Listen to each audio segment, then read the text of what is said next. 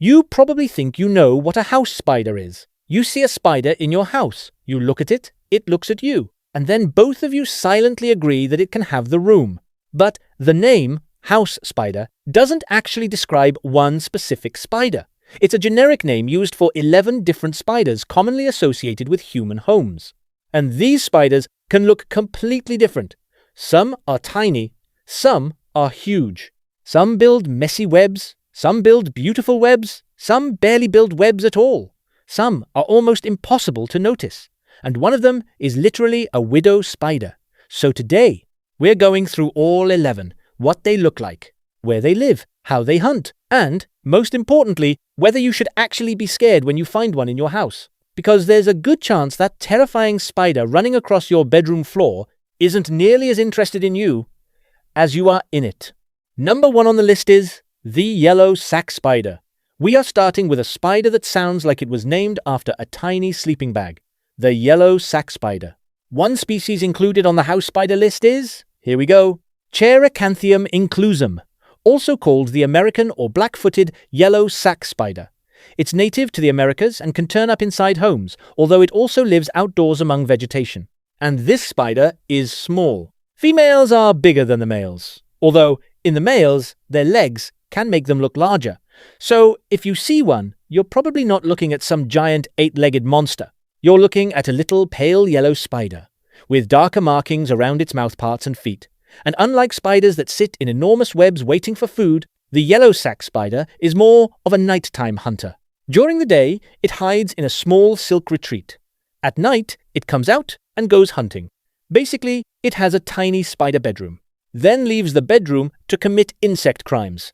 How does it hunt? Well, instead of relying on a large prey-catching web, yellow sac spiders actively search for prey. They can climb, they can move across vegetation, and they can even use silk lines to move around. Their front pair of legs are particularly useful when capturing prey, and the funny thing I'm going to tell you is that you may find one in your bedroom and think, why is this spider here? Meanwhile, the spider is thinking, why are these walls so enormous? Because you're probably the least of its concern. Instead, it's interested in whatever tiny insect that happens to be wandering around your house. And despite the internet's obsession with calling yellow sac spiders flesh-eating monsters, verified bites generally produce localized symptoms rather than the dramatic tissue destruction sometimes claimed online. So, not exactly the demon spider your social media feed promised. Second on the list, the black house spider. Ooh, now let's travel to Australia. Because apparently Australia wasn't satisfied with having enough things capable of terrifying people already. Meet the black house spider. This one looks much more intimidating. It's dark. It's hairy. It's robust. And females can reach around 18 millimeters in body length, with a leg span of roughly 30 millimeters. And it has a very recognizable home, its web. Its really messy web. The black house spider builds a lacy, irregular web with a funnel-like retreat. And if you've ever seen one of these webs, you might think, someone really needs to clean this place. But that's actually part of the spider's strategy. The web isn't there to look pretty, it's there to catch prey. The silk isn't simply a sticky net like some classic orb webs.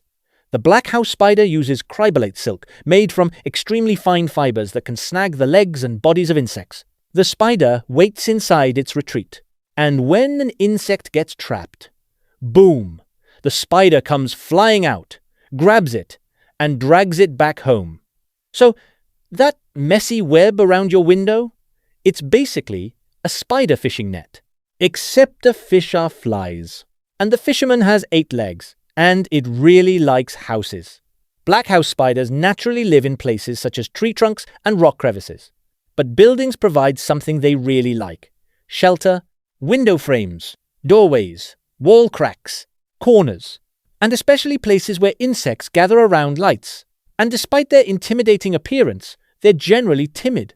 They don't go around looking for humans to bite. Bites are uncommon, although bites can be painful and cause local swelling and other symptoms.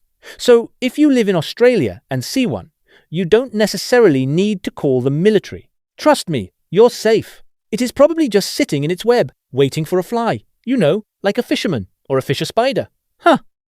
Next is the brown house spider. Now we have the brown house spider. And this one has an interesting reputation. You might hear it called a false widow, and that name exists for a reason. It can look somewhat similar to widow spiders. But looking similar to a widow doesn't automatically make it a widow. It's basically the spider equivalent of someone wearing a Homelander costume. The costume doesn't make you Homelander. The brown house spider has a remarkably wide distribution. It's native to Europe and much of temperate Asia, but has been introduced to many other regions, including parts of the Americas, Africa, New Zealand, and Hawaii. And it likes dark places, cupboards, corners, garages, sheds, and other quiet spaces. It builds a three-dimensional cobweb, basically an irregular tangle of sticky silk, and its eyesight isn't exactly impressive. Instead, it relies heavily on vibrations. An insect touches the web vibrates, the spider notices, and then dinner is served. But what if it bites you? This is where internet spider mythology usually goes completely insane. People see false widow and immediately imagine, I'm going to die. Relax. The bite is generally considered minor in humans, although it can cause pain and local symptoms, and some cases can involve broader temporary symptoms. The spider is also not looking for trouble. Most bites occur when the spider is accidentally squeezed or trapped against someone's skin, which is actually a recurring theme with spiders. They don't generally wake up and say, you know what I need today? I want to bite someone. They'd much rather run away. Number 4 is the American house spider. We're meeting one of the spiders that probably deserves the title, house spider, more than almost anything else. The American house spider. And this spider is extremely adaptable. It's found in and around human dwellings across a huge part of the world. It builds the classic messy cobweb. And if you've ever looked into the corner of your room and seen a random web that looks like someone dropped a ball of string, there's a possibility that an American house spider is responsible. This spider is your house's pest control. The American house spider catches insects and other small invertebrates, and its web does the dirty work.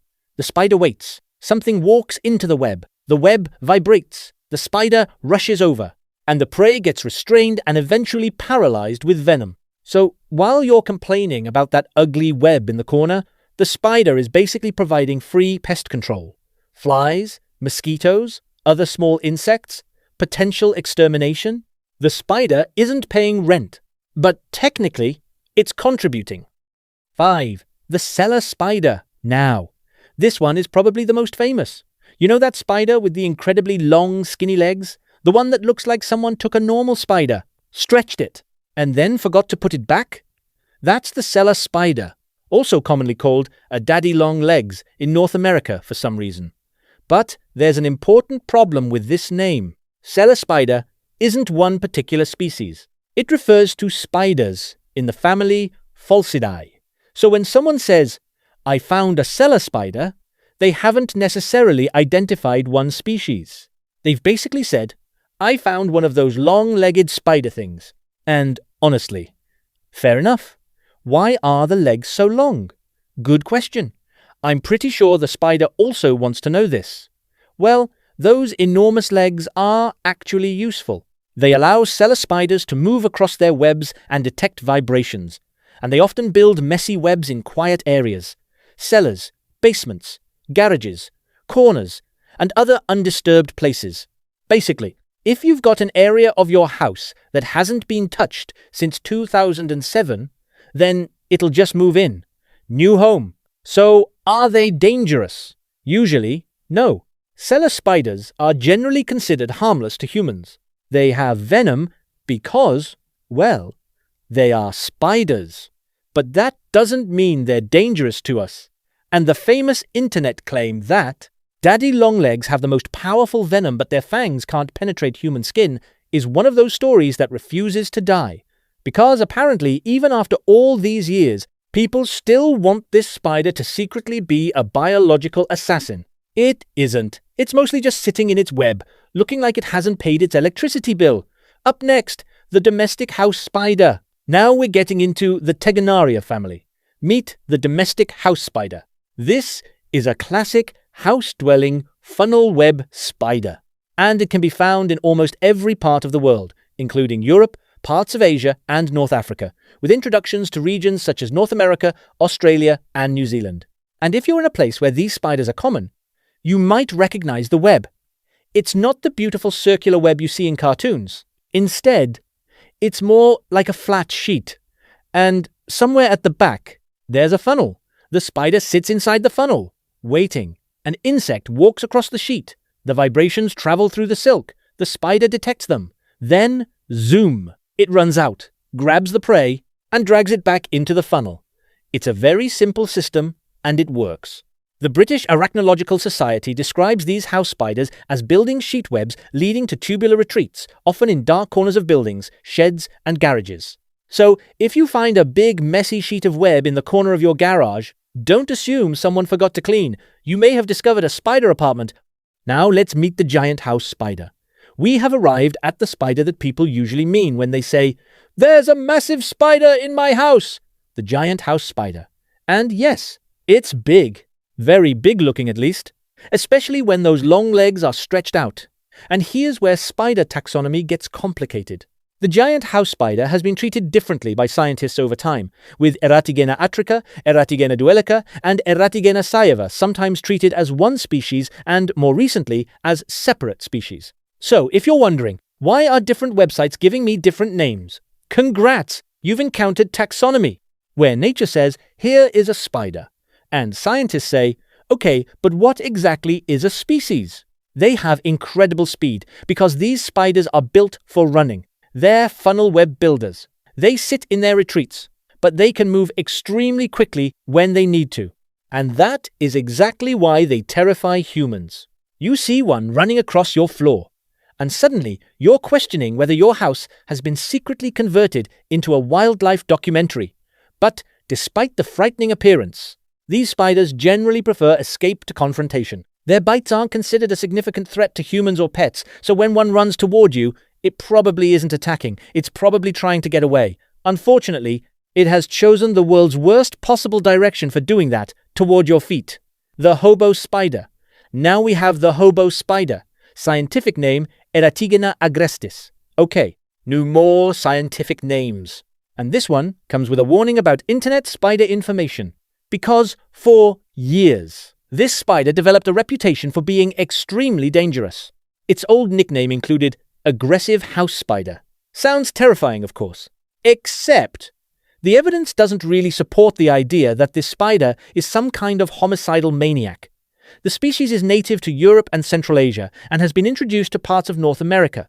It belongs to the same broad group of funnel web spiders as the giant house spider, and it builds a funnel-shaped web with lots of misleading names. Hobo spider, funnel web, aggressive. Put all those words together, and you've got a spider that sounds like it should be wearing leather boots and carrying a knife. But the old reputation for medically significant bites in North America has been heavily questioned. And that's a great example of why spider identification matters. Because people often see a brown spider, notice a vague marking, and immediately diagnose themselves with, "I'm about to die." Meanwhile, the spider is just trying to hide underneath the refrigerator. Let's go see our next spider. The geometric house spider. What a name! Now things get interesting, because this next spider is actually a member of the widow spider genus. Meet the geometric house spider. Scientific name, nope.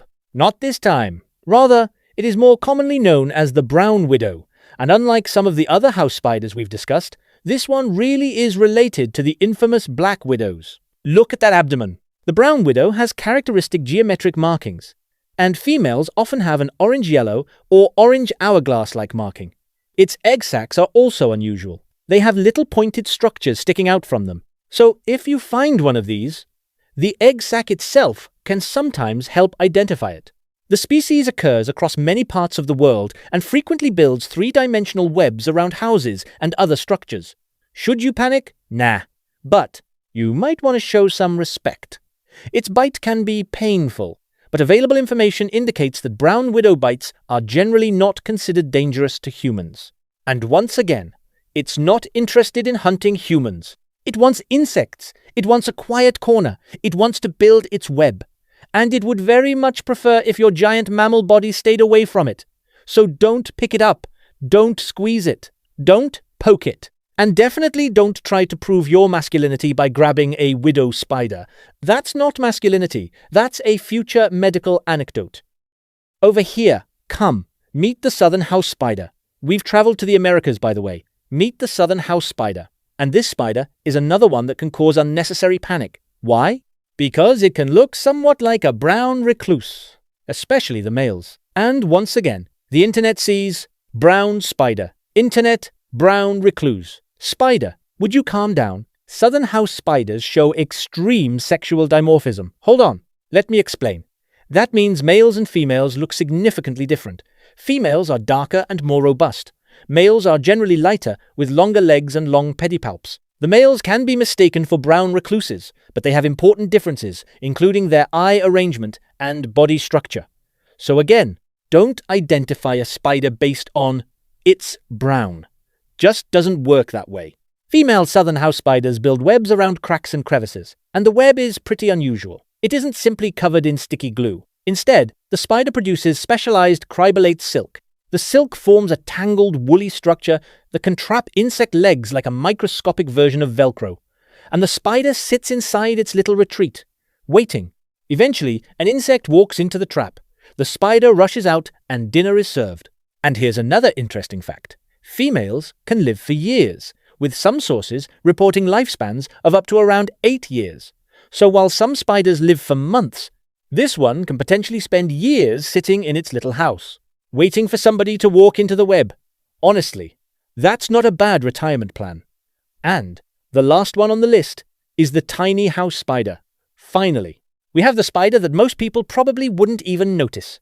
The tiny house spider. And the name is not exaggerating. This thing is tiny. We're talking about roughly 1.5 millimeters for males and around 2 millimeters for females. That's tiny enough that if you find one, you might not even realize you're looking at a spider. You might think, what's that little red dot? A little more closer, and you realize, dang it, it has 8 legs. Yep, this spider really is a house spider. Unlike some of the others that can live outdoors as well as indoors, this one is strongly associated with buildings. It's recorded across parts of Western Europe through Russia and is found in buildings, where it can make a small retreat in corners or among old paper. And what does it hunt? Probably tiny creatures such as book lice, which means, while you're worried about the enormous spider in the bathtub, there may be a microscopic spider in your wall, quietly hunting microscopic bugs. Your house isn't just a house, it's an ecosystem. You just happen to be the largest animal in it, and also the one most likely to scream when something moves. But why do so many spiders live with us? It's actually pretty simple. Food. Your house is basically an artificial ecosystem. Lights attract insects. Insects provide food. Buildings provide shelter. Walls provide cracks. Windows provide entry points. Basements provide darkness. Garages provide quiet spaces. And humans. Well, we're basically giant climate control machines. We keep our houses warm, we provide shelter, and we accidentally provide food. The spider doesn't necessarily think, I love humans. It thinks, there are insects here. That's enough. And they're actually helping you, which is the part people often forget. Spiders are predators, and the insects they're hunting include many creatures humans don't particularly enjoy having around. Flies, moths, mosquitoes, small beetles, cockroaches, and other arthropods. So, when you see a spider sitting in the corner, it might be doing pest control. For free. No salary, no benefits, no annual leave, and absolutely no complaints. Although, it does occasionally leave a giant web directly across the doorway. So, perhaps its employee performance review isn't perfect. Should you kill every spider you find? Not necessarily. If a spider is harmless and isn't causing a problem, you can simply leave it alone. If you don't want it inside, you can carefully capture it and release it outside where appropriate. And if you don't know what species it is, don't grab it with your bare hands, especially if you're somewhere with medically important spiders. The important thing is, don't panic simply because it's a spider. The vast majority of spiders aren't interested in biting humans. The Natural History Museum notes that spider bites are generally rare, and only a small proportion of species have fangs capable of penetrating human skin. Most spiders would rather escape than fight something thousands of times larger than themselves. which makes sense. Imagine a spider looking at a human. The human is enormous. It makes loud noises, it can crush the spider accidentally, it can pick up a vacuum cleaner, and it has absolutely no idea what it's doing. From the spider's perspective, we're the scary animals. So, the next time you walk into your bathroom and see a spider sitting in the corner, don't immediately think, "What is that thing?"